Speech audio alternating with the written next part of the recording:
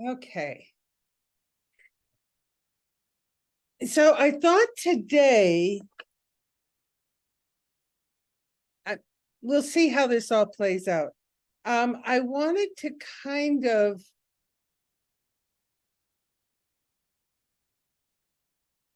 focus on this concept of projection and really finesse it a little. And it comes from,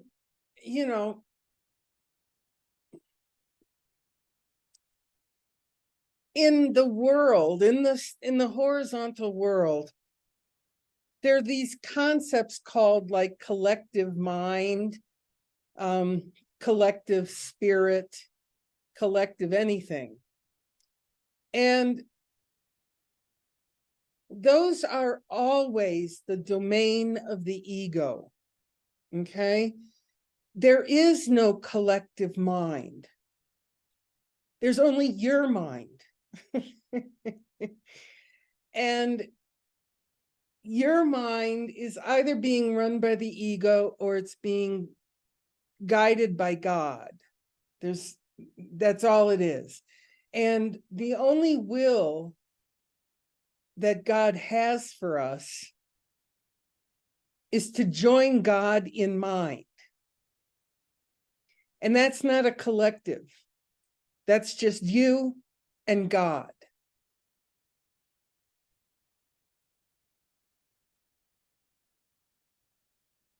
So basically, what God is asking us is to take responsibility for everything we perceive. And if we don't take responsibility for everything we perceive, we're projecting somewhere. There's really no other way around it. And these, again, this is an advanced level mind training, okay? I'm really asking you to stretch. I'm stretching. I'm asking you to stretch. It's like, so whatever we perceive anywhere in the world, it's our perception, nobody else. There is no collective. And this runs into that concept that, if two are joining,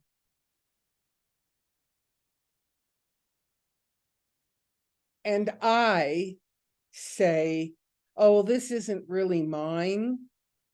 Oh my God, ego is applauding and putting us on the stage and paying us very well.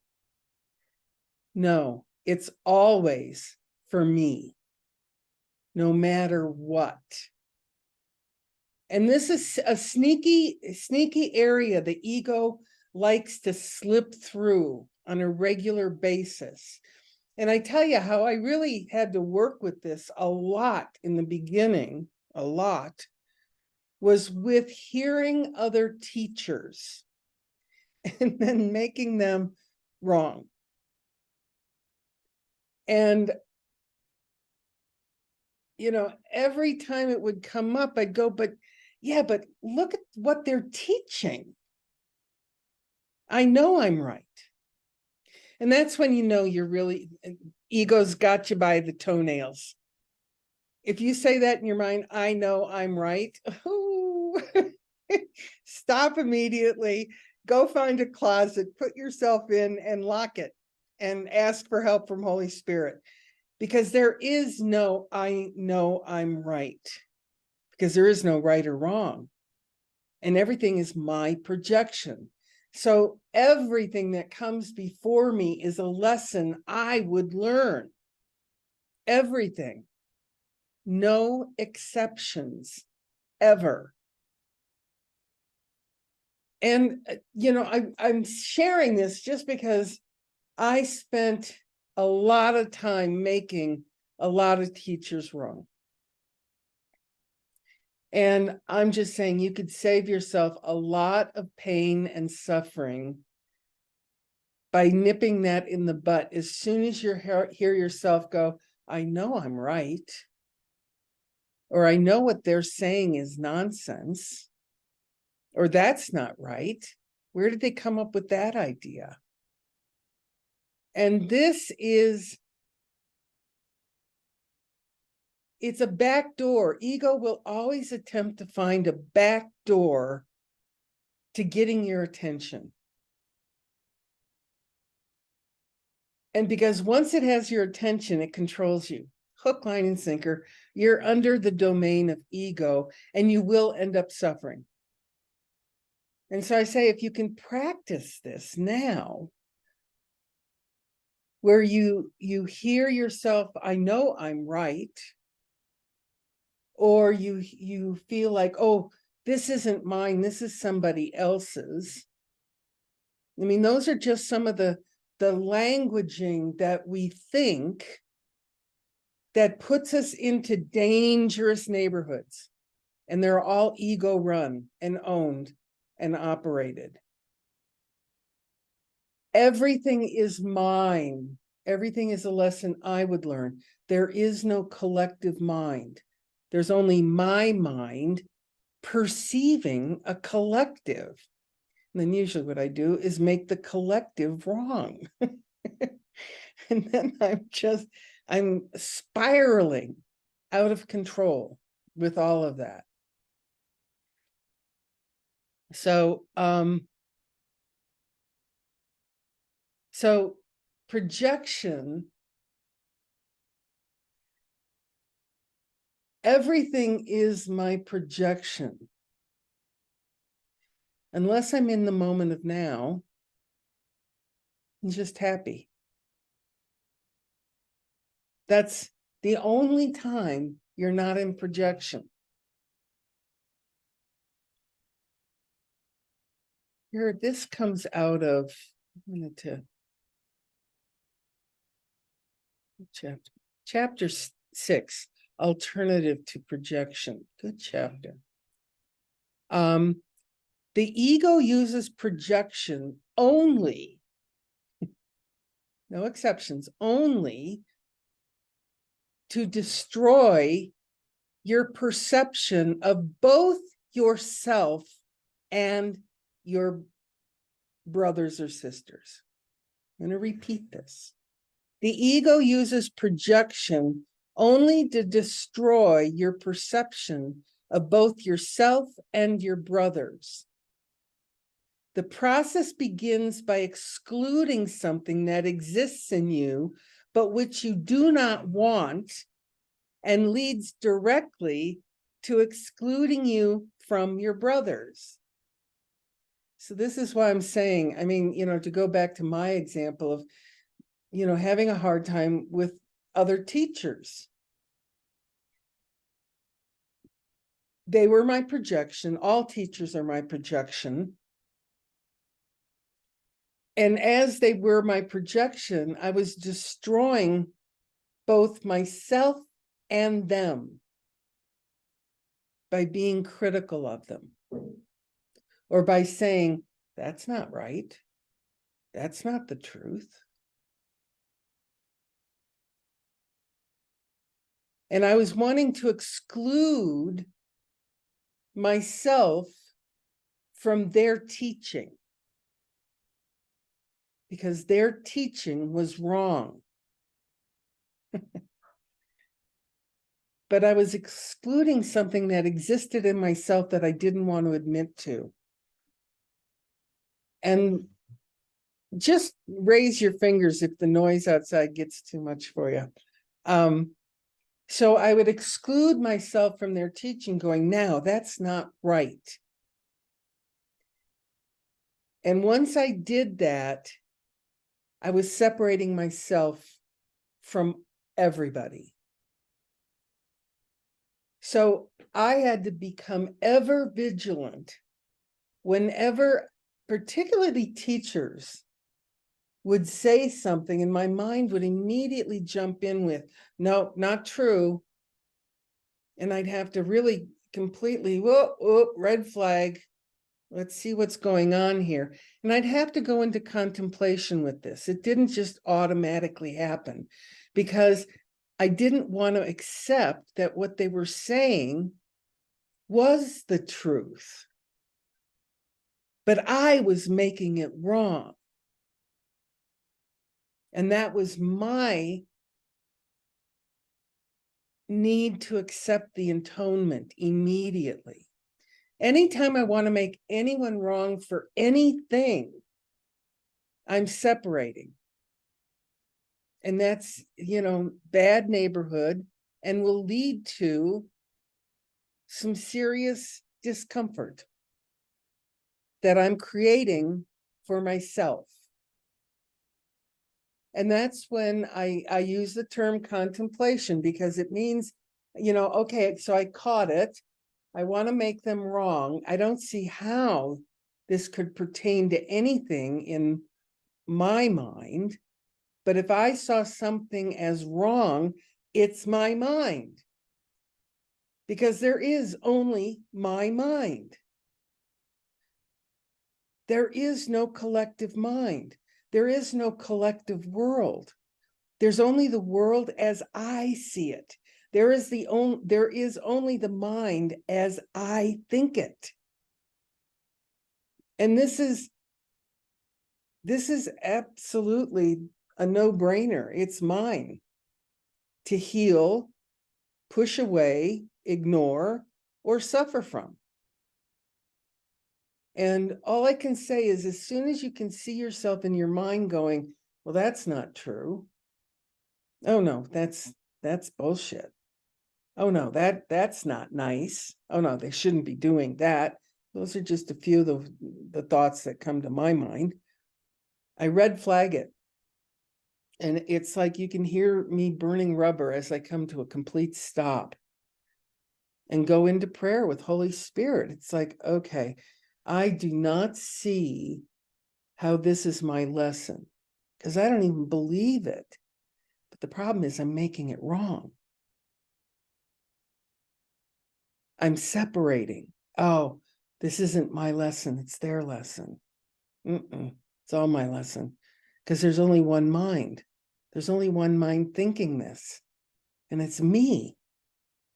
So anytime I separate in my mind from others, I'm creating this dangerous positioning.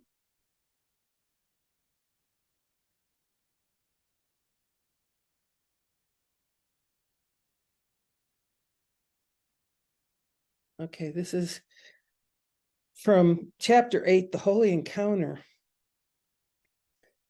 When you meet anyone, remember it is a holy encounter. That includes teachers I don't believe are teaching right. That is for people that I meet that I don't think are behaving right. That is for anyone that I feel like, oh, this is not my lesson, this is their lesson. This is a holy encounter if I choose for it to be that way. And it's really to see them as me.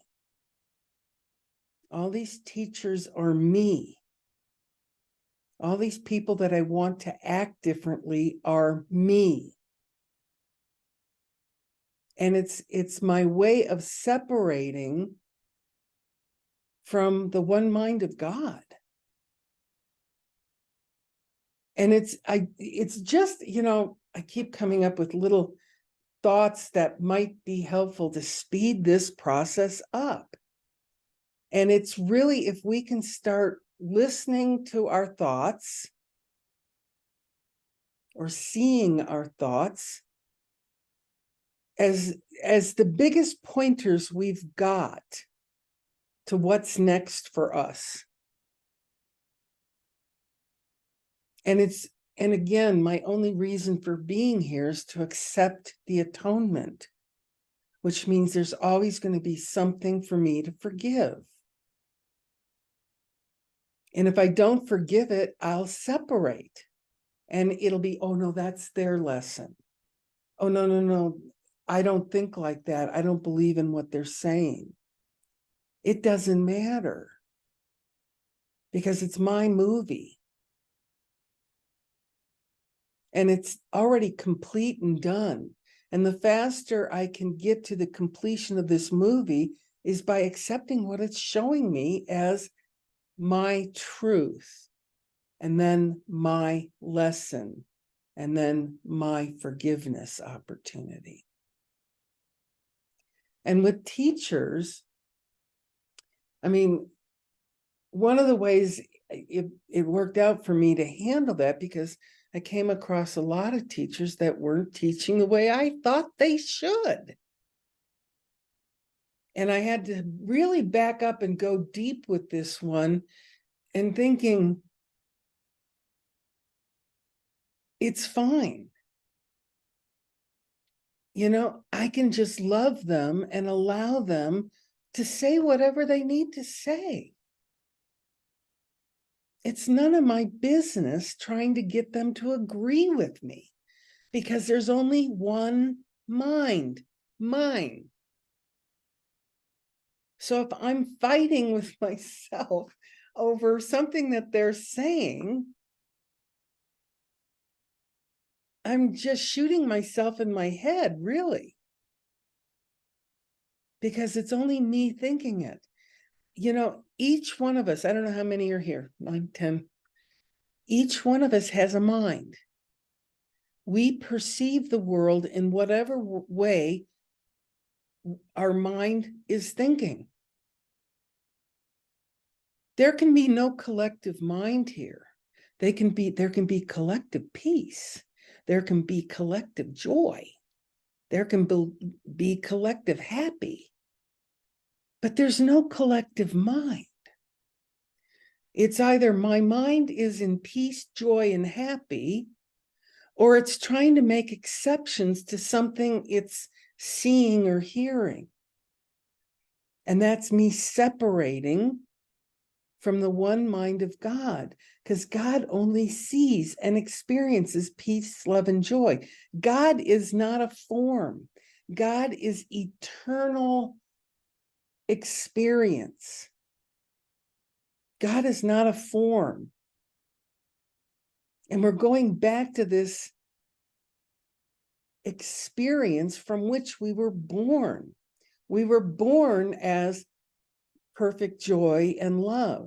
And then we quickly separated from that. As soon as they slapped us on our butts and said, oh, it's a girl, it's a boy, we start separating. Then they give you a name, and then you become an identity, and then you have something that you need to support and protect and preserve at any cost. And so the mind training is to take us back to that which we came from, which is God's one mind of peace and love, not as form, but as the experience. Okay, there is no form, it's only projection. So when we're in our mind seeing form, we're attempting to protect something. We're trying to hide from something.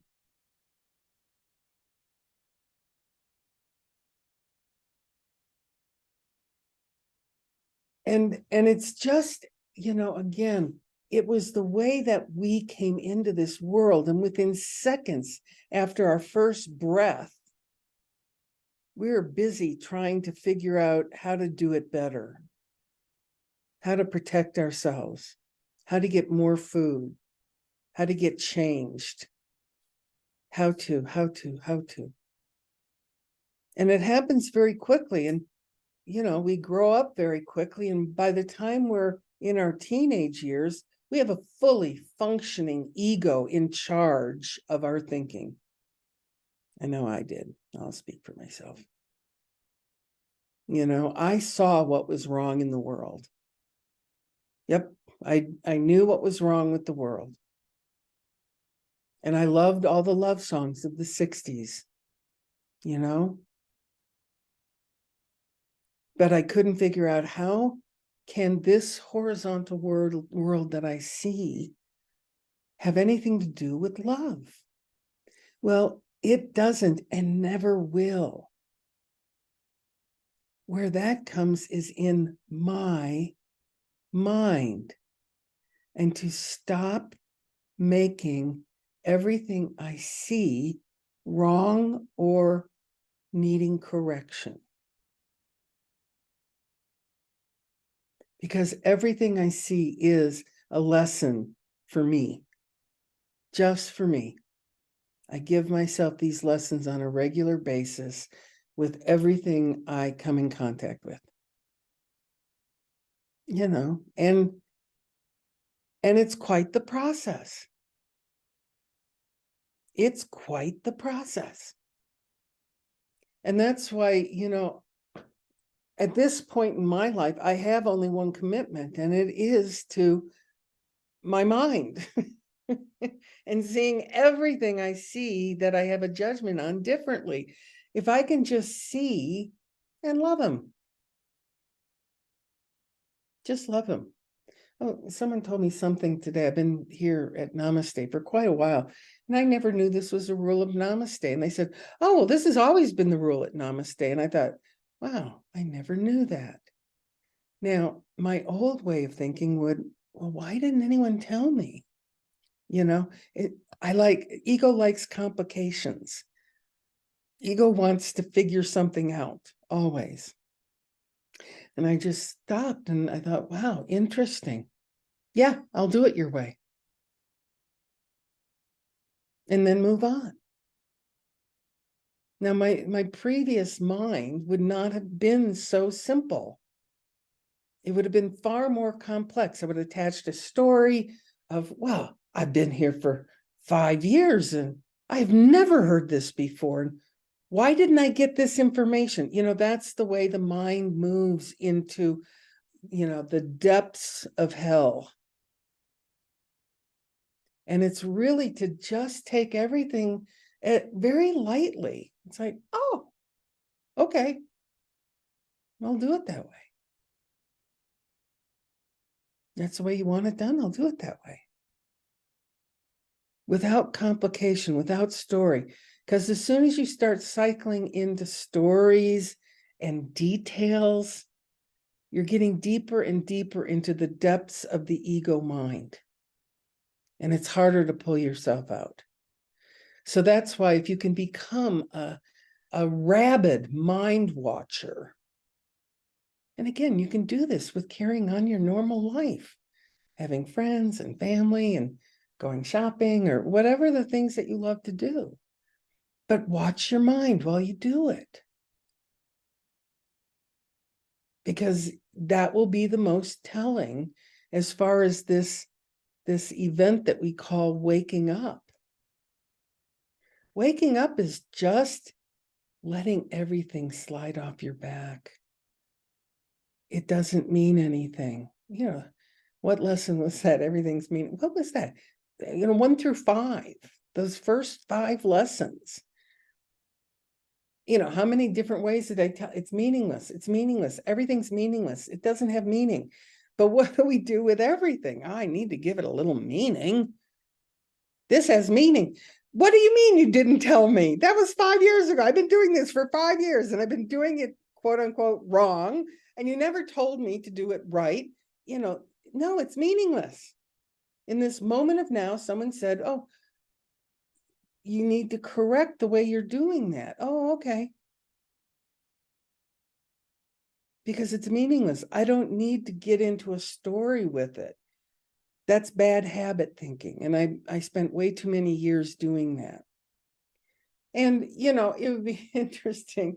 It would be interesting to,